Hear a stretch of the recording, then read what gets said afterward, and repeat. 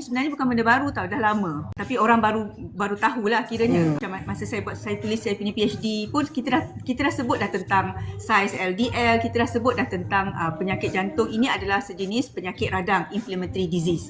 Jadi benda tu bukan benda baru, cuma bila saiz kolesterol LDL tu adalah dia saiz kecil, bila dia saiz kecil dia adalah dense kan, dia small and dense. Jadi dia lebih kita kata dia punya tendensinya untuk dia dioksidakan. Oxidized LDL itulah yang boleh membawa kepada pembentukan plak.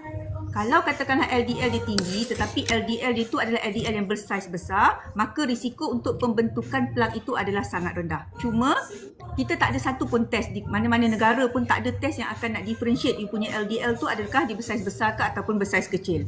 Disebabkan itulah maka kita ambil pendekatan kalau LDL itu tinggi dia akan berisiko untuk nak dapat serangan jantung.